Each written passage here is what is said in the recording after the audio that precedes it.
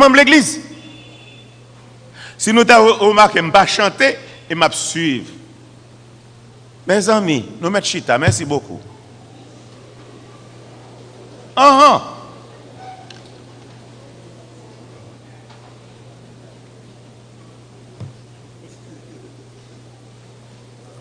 Hey. Le frère Patrick avait lu pour nous l'évangile de Marc, chapitre 16, versets 1 à 14. Et je vais vous relire les versets 1 à 4, ou plutôt 1 à 6. Lorsque le sabbat fut passé, Marie de Magdala, Marie mère de Jacques et Salomé achetèrent des aromates afin d'aller embaumer Jésus.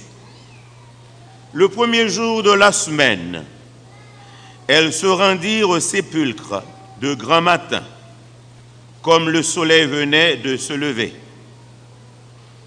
Elles disaient entre elles: qui nous roulera la pierre loin de l'entrée du sépulcre?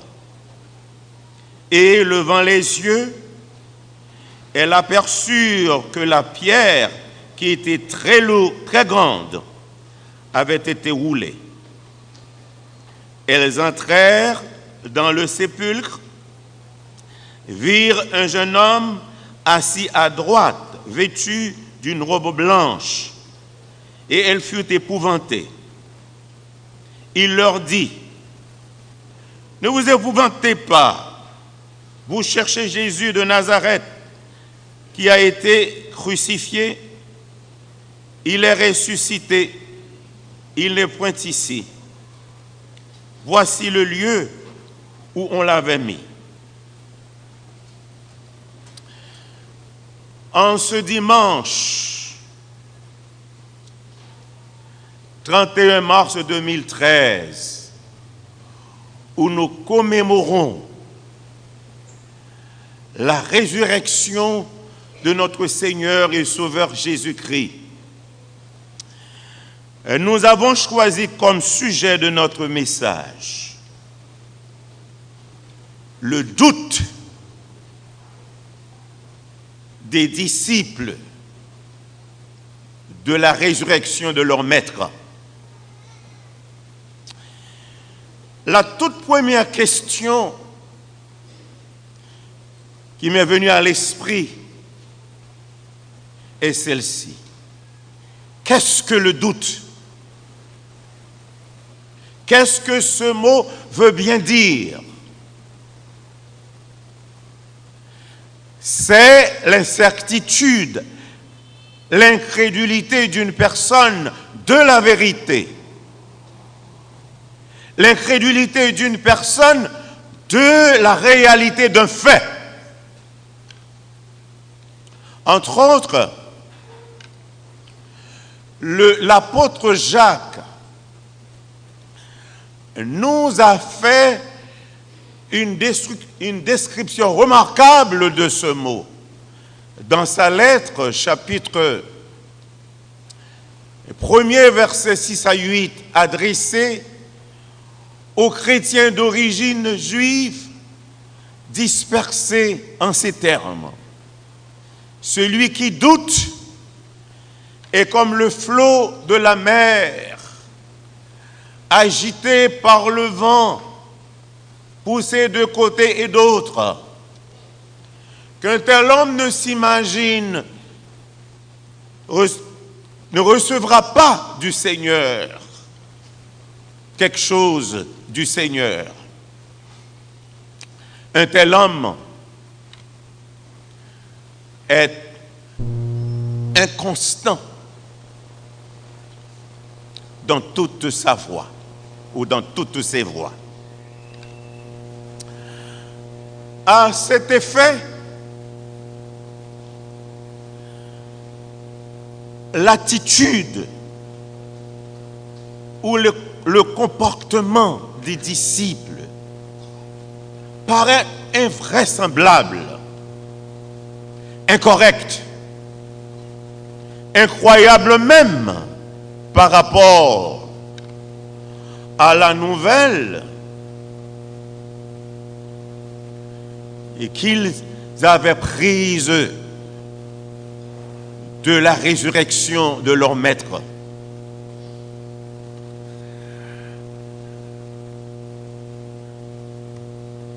En ce cas, les sociologues n'ont-ils pas raison de dire, pour connaître les qualités ou les défauts d'une personne, tout ce dont cette personne est capable, le mieux à faire, c'est d'habiter avec lui. Nous sommes capables de dire que cette approche sociologique est appliquée naturellement aux disciples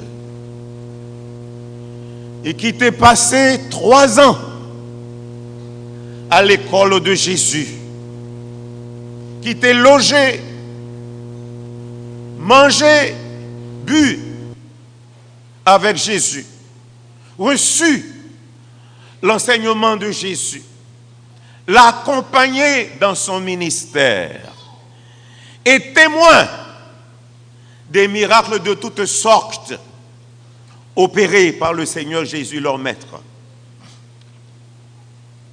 Voici la nouvelle de la résurrection de Jésus, leur maître, leur est annoncée. Ils ont refusé pourquoi? Nous sommes capables même de dire, ils ont douté, mordicus. Nous ne pas croire, nous pas croire. Ce n'est pas vrai. Et je voudrais, à la lumière de notre texte choisi dans l'évangile de Marc, chapitre 16, versets 1 à 14, attirer votre attention sur 5 faits probants, relatifs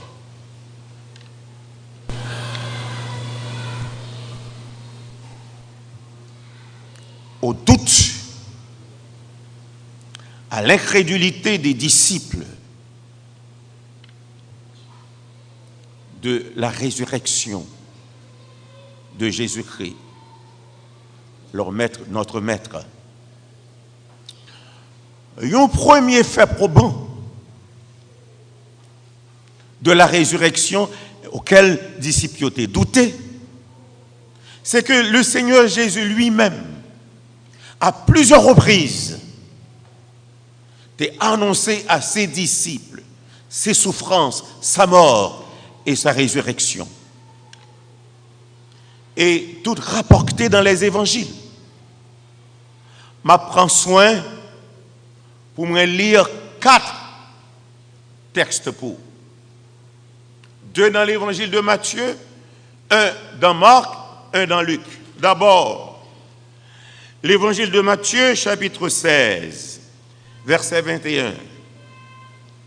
Dès lors, Jésus commença à faire connaître à ses disciples qu'il fallait qu'il aille à Jérusalem, qu'il souffre beaucoup de la part des anciens, des principaux sacrificateurs et des scribes, qu'il soit mis à mort et qu'il ressuscite le 3e jour. Matthieu chapitre 20. Matthieu chapitre 20, verset 17.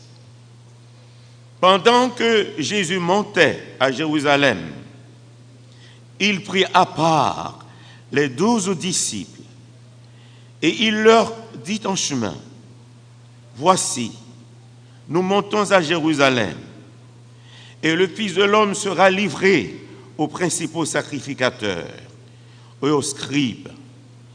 Ils le condamneront à mort et ils le livreront aux païens pour qu'ils se moquent de lui, le battent de verge et le crucifient. Et le troisième jour, il ressuscitera. L'évangile de Marc, chapitre 10, verset 32. Ils étaient en chemin pour monter à Jérusalem et Jésus allait devant eux. Les disciples étaient troublés et le suivaient avec crainte. Et Jésus prit de nouveau les 12 auprès de lui et commença à leur dire ce qui devait lui arriver. Voici, nous montons à Jérusalem, et le Fils de l'homme sera livré aux principaux sacrificateurs et aux scribes. Ils le condamneront à mort et ils le livreront aux païens, et qui se moqueront de lui, cracheront sur lui, le battront de verge et le feront mourir. Et 3 jours après, il ressuscitera. L'évangile de Luc, chapitre 18, verset 31. Et nous rappelons, avant de passer à ça, que Pierre te prend Jésus à part. Il dit jamais, ça va arriver. À Dieu ne plaise. Et Jésus, tout de suite, c'était Satan qui t'a parlé dans Pierre. Il dit, arrière, moi, Satan. Et parole, ça, ce n'est pas la pensée de Dieu, mais c'est les pensées des hommes. Et l'évangile de Luc, chapitre 18, verset 31, il dit, Jésus prit les 12 auprès de lui et leur dit, voici, nous montons à Jérusalem. Et tout ce qui a été écrit par les prophètes au sujet du Fils de l'homme s'accomplira. Car il sera livré aux païens. On se moquera de lui. On l'outragera. On crachera sur lui. Et, après l'avoir battu de verge, on le fera mourir. Et le 3e jour, il ressuscitera.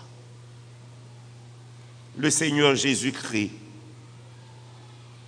de partager cette nouvelle, la nouvelle de ses souffrances, de sa mort, de sa résurrection avec ses disciples. Ça, c'est le premier fait probant. Et un deuxième fait probant, c'est de la résurrection de Christ. C'est le message de l'ange aux femmes. 3 femmes.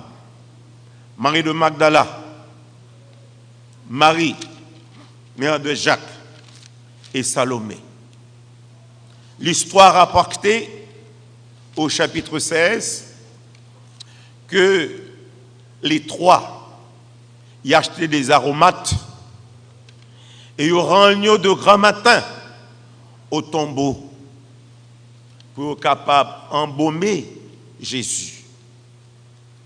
Et lorsque ils ont entré dans le tombeau, ils ont vu que Pierre, qui était à l'entrée du tombeau, il roulait.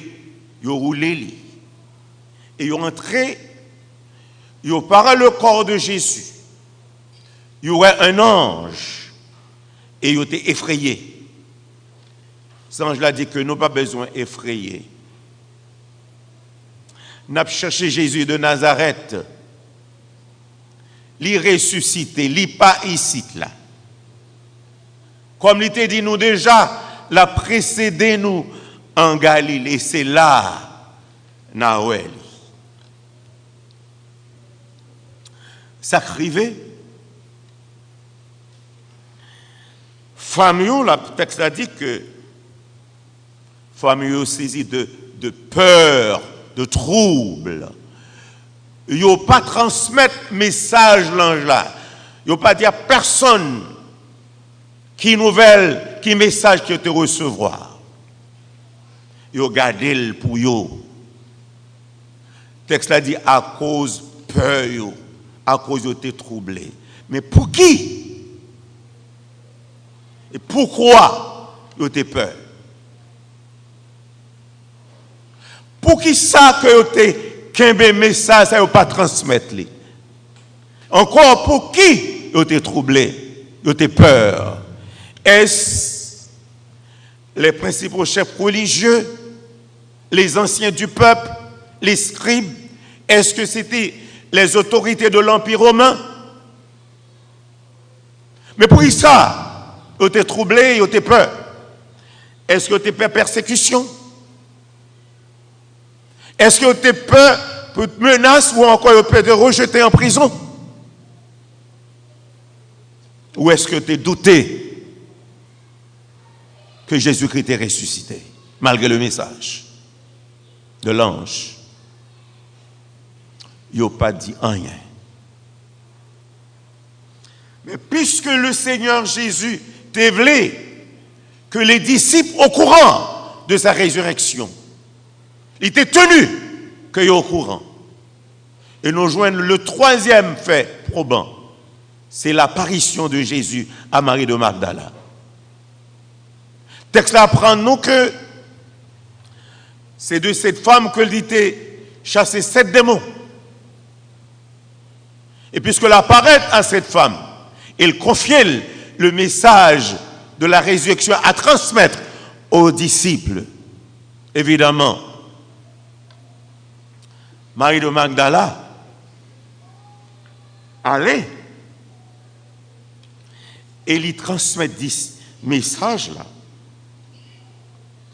aux apôtres, aux disciples, tels que le Seigneur t'a recommandé.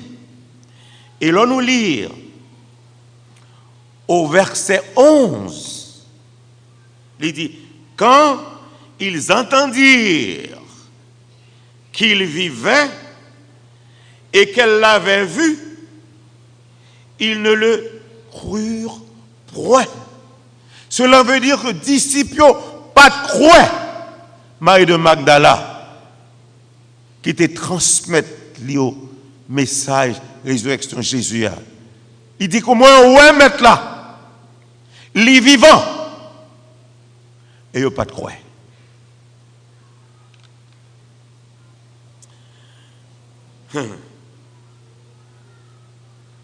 Et quatrième fait probant de la résurrection de Jésus auquel les disciples n'ont pas de croix, c'est l'apparition de Jésus à ses 2 disciples qui t'a pralé en campagne, à la campagne, il y aurait les Emmaüs.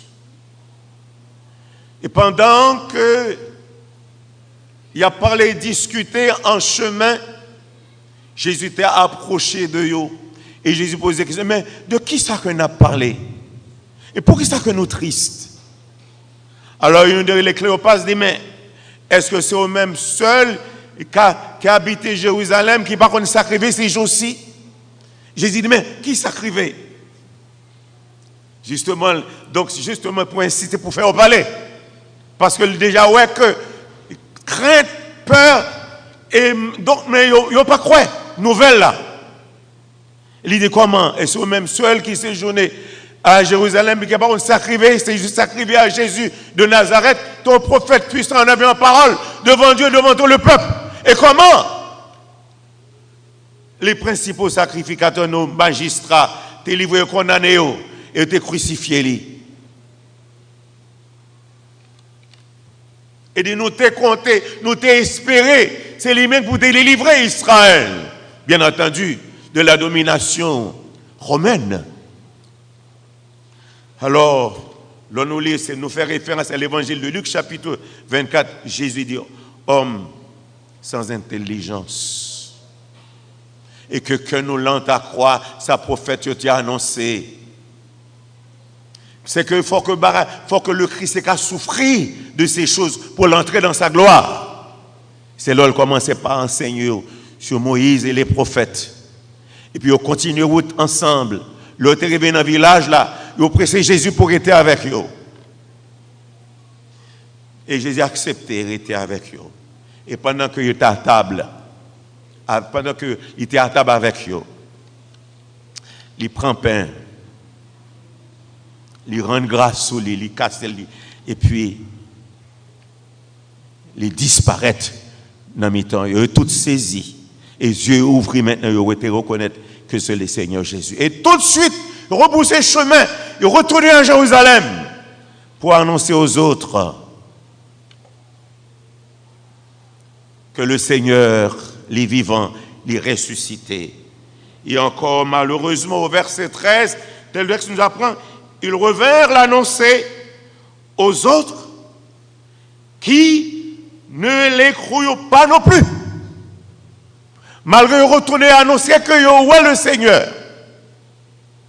Et les 11 pas croient que le Seigneur Jésus était ressuscité.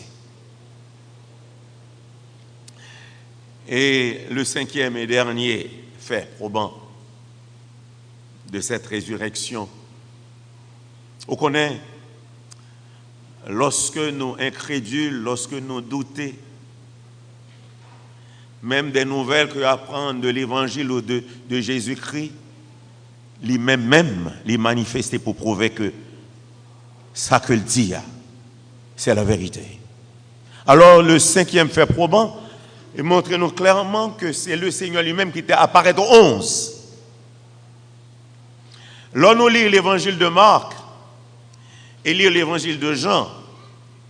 Nous voyons que l'évangile de Marc présentait les 11. Non seule rencontre, non seule apparition. Tandis que dans l'évangile de Jean, chapitre 20, le Seigneur présentait dans 2 apparitions. Et là, dans l'évangile de Marc, chapitre 16, verset 14, et nous, le Seigneur Jésus souligné 2 choses pour reprocher les 11 du fait que ils ont été recevoir nouvelle par les autres que pas de croire à sa résurrection, qu'il était ressuscité. Et le texte là nous dit au verset 14, enfin, et c'est ça lié, oui, lorsque nous-mêmes nous pas croire, lui-même les prouver et que ça que annoncé d'Élie, c'est la vérité. Que de gens qui incrédules, même gens avec disciples ça. Et là, il dit enfin, ils apparurent, en parlant de Jésus, aux 11, pendant qu'ils étaient à table, et il leur reprocha leur incrédulité et la dureté de leur cœur, parce qu'ils n'avaient pas cru ceux qu'ils avaient vus ressusciter. Reproche. Et Thomas Télaus, selon Marc, Jean au président dans deux apparitions, Thomas était là. Nous rappelons, réflexion Thomas, comme bon philosophe.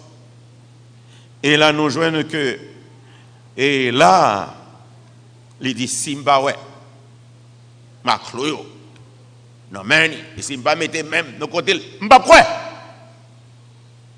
Alors, nous joignons que le Seigneur Jésus t'est traité et tous les apôtres des incrédules. Et son bail qui est terrible, je dis, dans le monde, chargé avec, même dans l'église, il y a un peu l'incrédule. Et moi, je voulais attirer attention, nous, sur un problème que les évangélistes Luc, les évangélistes Marc et Luc évoquaient chez les disciples. Et aux annonces réitérées, aux annonces répétées de Jésus sur ses souffrances, sa mort et sa résurrection.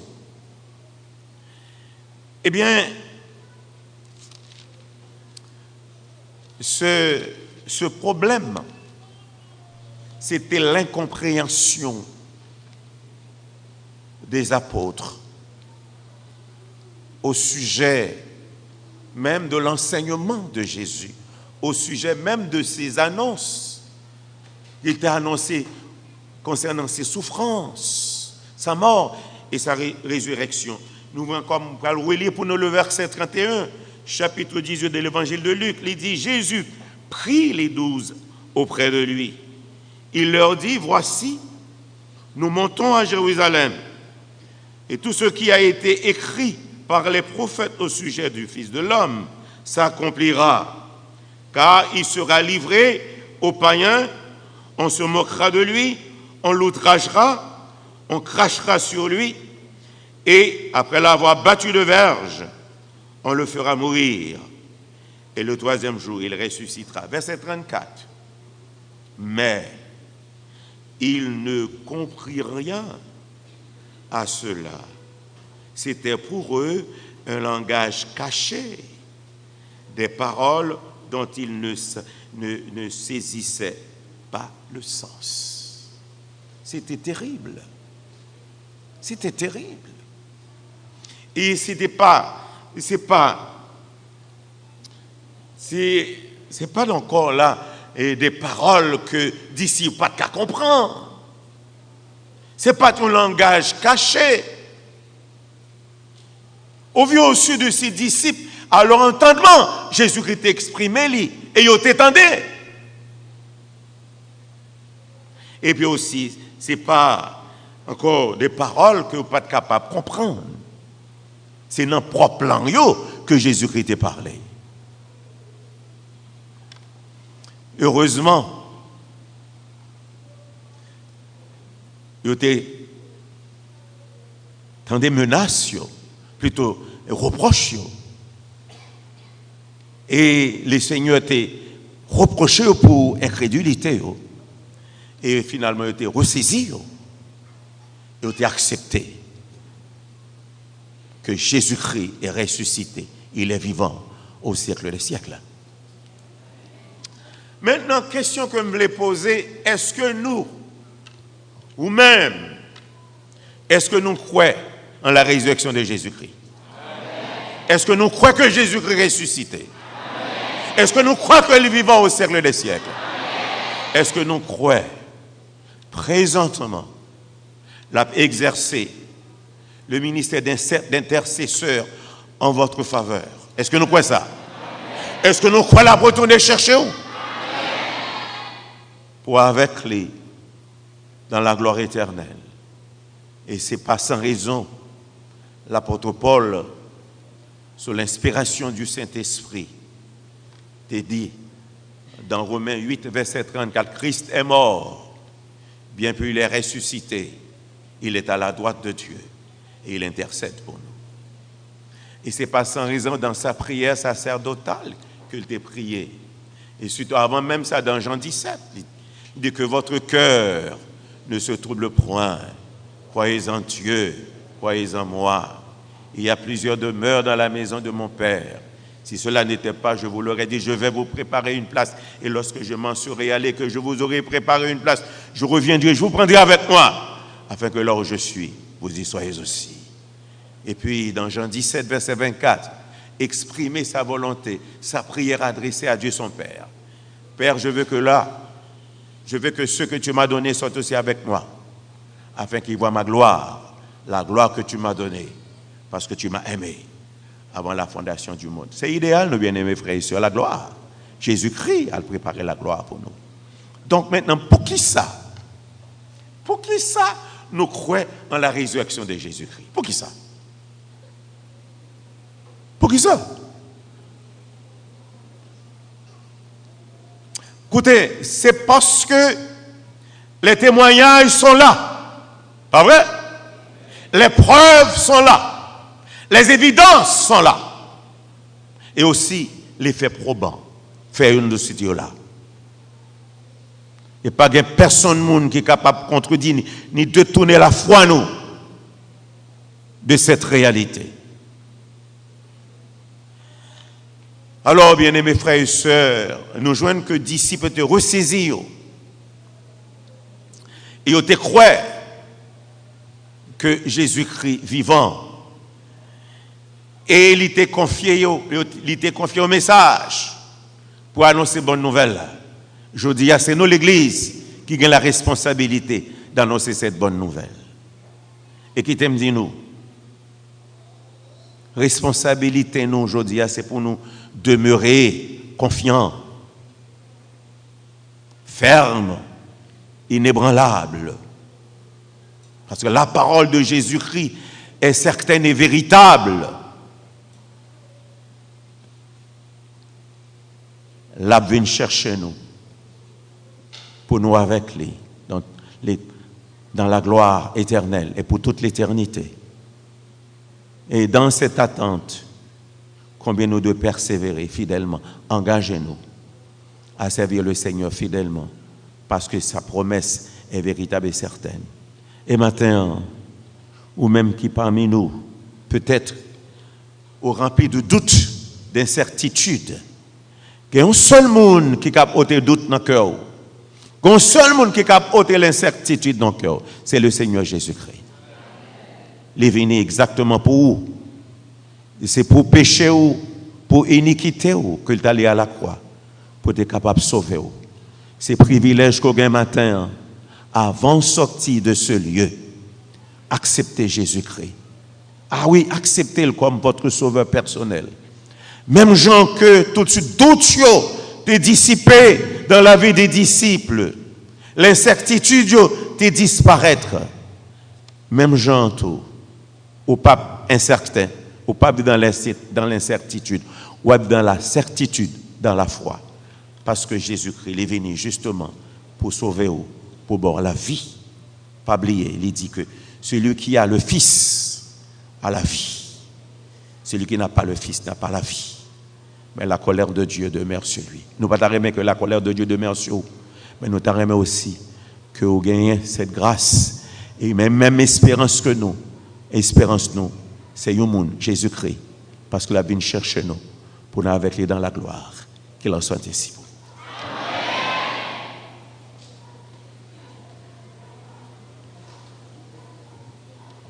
Et nous infiniment reconnaissants envers le Seigneur d'être que il sauve nous.